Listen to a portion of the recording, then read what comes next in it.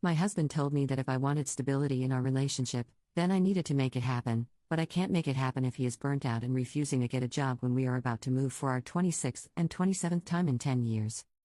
This is part genuine request for perspective/opinions and part getting it off my chest. My husband, 36M, and I, 35F, have been married 10 years. We have a good marriage and have never faced any truly difficult times. It'll be difficult to explain everything that goes into this, but I'm happy to expound in the comments. Basically, the last decade has largely been focused on achieving financial independence. I had never been a very business-oriented person until I met my husband. He is extremely entrepreneurial and his passion for it is catching. We have run our own businesses together and separately throughout our marriage. The goal has always been to make enough money on location-independent businesses we can live freely. Not necessarily retire, but have more freedom. Because of his encouragement, I'm now on a career path that could easily result in that. In 10 years, we have moved 25 times, all because better opportunities have presented themselves or current opportunities have dried up. We're now facing number 26 with number 27 not far away because number 26 doesn't look like that good of a prospect. Without giving away details, my business fluctuates greatly. I've had months where I pull in mid-five figures and long stretches of a few hundred. My career outside of this is food service with a very definite wage ceiling. My husband's career is professional and he can easily find a six-figure salary position. His current online business currently brings in low four figures. We have always relied on his going back to work when money runs low. He's in high demand, can practically snap his fingers and get a job. I cannot. Here's the conflict and where I'll try to eliminate as much of my bias as possible. My husband is completely burned out. He physically and emotionally can't deal with the stress of going to work right now. He has supported me through the last couple years when my income has been low. I've always been aware of my financial contribution and make up for it by carrying the grand majority of the household chores. Even when I was working 60+ hours as a manager and pulling in half his wage. But as our savings are dwindling, it's looking more and more like I'll have to get a job. That means pushing my business to the back burner, working a physically demanding job, all for a quarter of the pay he could get. I'm not one to spend money. We didn't have a wedding. We bought my wedding band 3 years after we got married. I cut my own hair. I work from home in sweatpants. It's not as though I forced him to work jobs he hates in order to provide me with an extravagant lifestyle. I have worked jobs to help provide for us in the past, and even when my business isn't earning a ton, I still put in 50+ hours a week. I'm craving stability. Not permanence, just the feeling that I can unpack our boxes and not feel like I should save them in a closet knowing in 6 to 9 months I'll need them again. We've been child-free for years, but the last couple years the topic has been coming up more and more. Yet I feel it's impossible to even discuss the idea of starting a family in the face of such uncertainty. I miss my cats, they're living with my parents overseas. I want a fish tank and a place to hang pictures. He says, if you want those things, then make them happen. Which, fair enough. I completely agree with. I don't want to rely on him to provide the life I want, however it leaves me feeling a combination of emotions I can't really put a word to. I find myself going through mental exercises of, what would I do in this situation if I were single? How would I support myself? And I start to feel resentful. I'm not single. I'm married. And not only that, I'm not sure I can make enough money to support us. I desperately want him to find what it is he's meant to do. I don't care about the money or the dreams of financial independence if it means he's miserable trying to get there. He's been trying to work out which direction to change to for the past year and has yet to come up with anything solid. I know it's all about give and take, but I can't help but feel. I don't know. I don't have the words. And I'm at a complete loss as to how we resolve this. BTW, we have talked about all of this about 1,957 times already. There is nothing written here he hasn't heard before. Edit, I appreciate all the comments and opinions. This got a lot more response than I expected. Just a few things. It's difficult to sum up an entire life in a few hundred words. The moves have been for varied and obviously with 25 of them, multiple reasons. Some are because my husband was offered a good job. Others were to be nearer family. I've been pursing my side business for the last 3.5 years. The 7 prior to that I was in full-time employment, sometimes working a full-time job while also helping to run our own business. He has not financially supported me for 10 years. I'm not sure where people got MLM from, but I'm in a creative field. As I said, I don't want to reveal details, but I create products and then sell them online. We are not scam artists, nor do we have to leave town because people are catching on to our pyramid scheme, lol. As far as financials go, again, it's impossible to sum up 10 years of income. But we go through feast and famine periods. Times when money is flowing in and times when we live off what we've earned. We never live outside our means, and when money is good, we put thousands a month away to prepare for the down times. It's not a typical way of living, so I understand it's not easily relatable. Commenter 1. So, you both have entrepreneurial side businesses and full-time jobs? Plus moving every 3 to 6 months for the last 10 years? That would burn anybody out. I know financial independence is a dream, but it seems like if both put down roots, maybe for a specified time, like 4 years, and found stability, burnout wouldn't be a factor. Financially and emotionally, starting over takes a toll.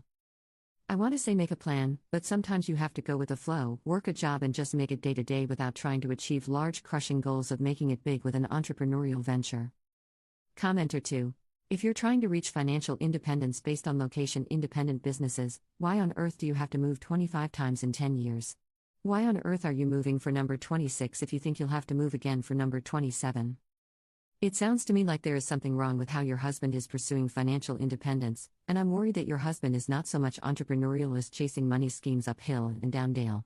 After 10 years of working on it, how close are you to your net worth goal? You sound very frugal. Surely after 10 years you have a solid nest egg, and are seeing that net worth start to grow through compound interest? Why do you say your savings are dwindling when his business brings in enough money to pay the bills? From a FI/RE perspective, this just doesn't add up. Even if this strategy really is working in a money sense, if you are sick of moving and long for stability, the strategy is not working for you or your marriage. I think your reaction to the current circumstances is about a bigger set of issues than just going back to work.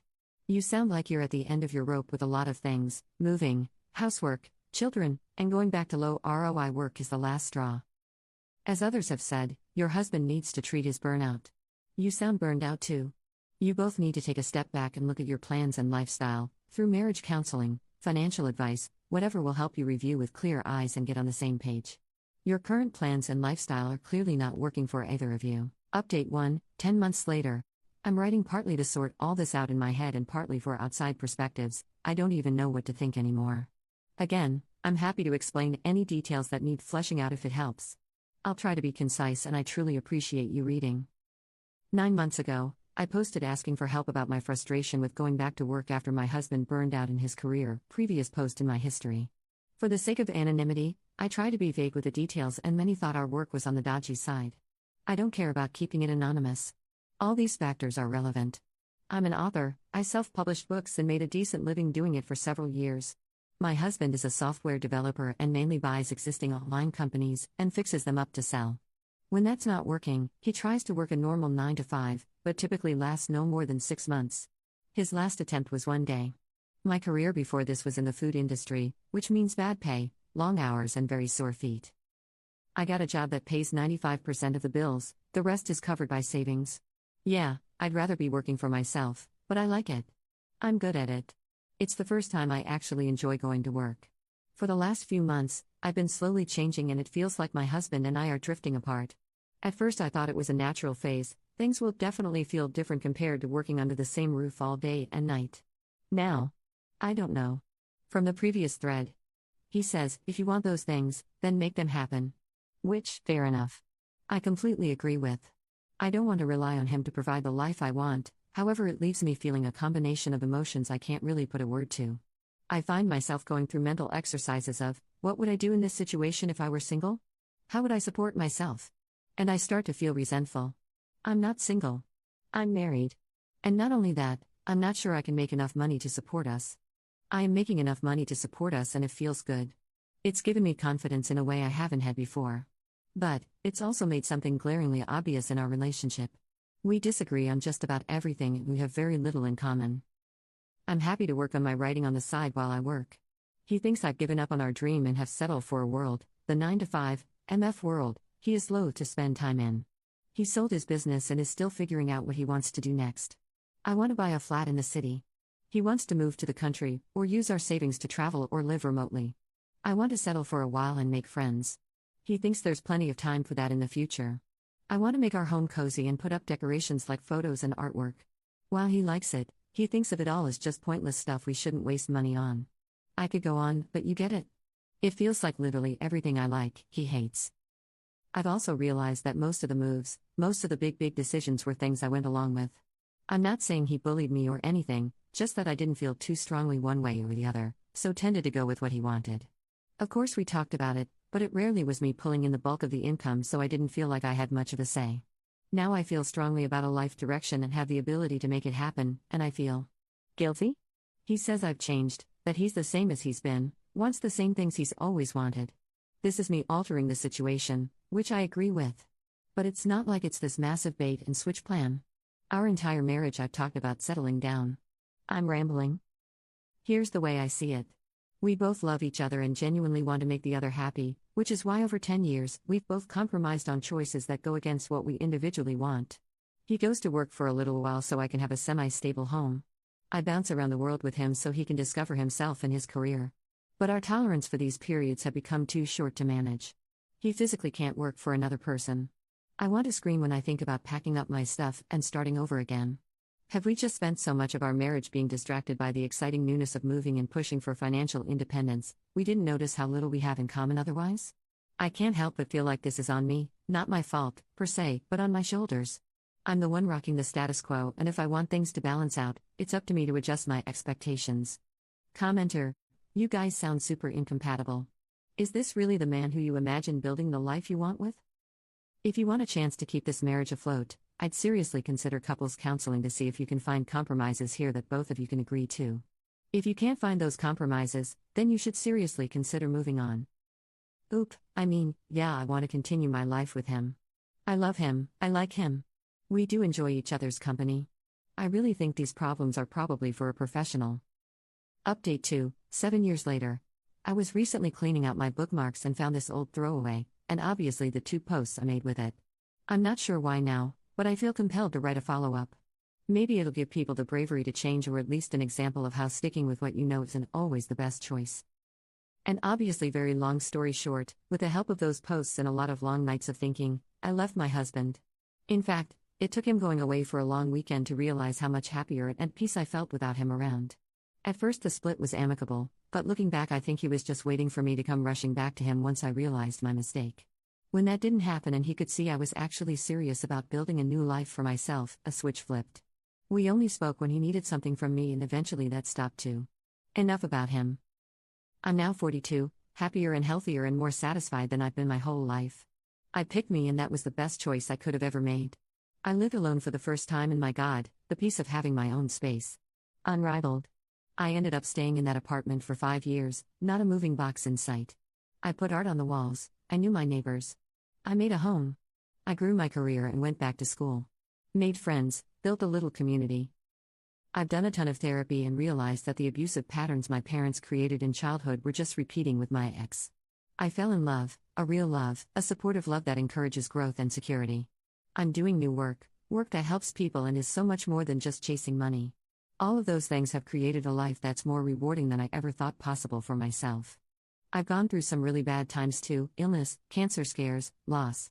But I have no idea how I would have come out the other side without the community I built around me.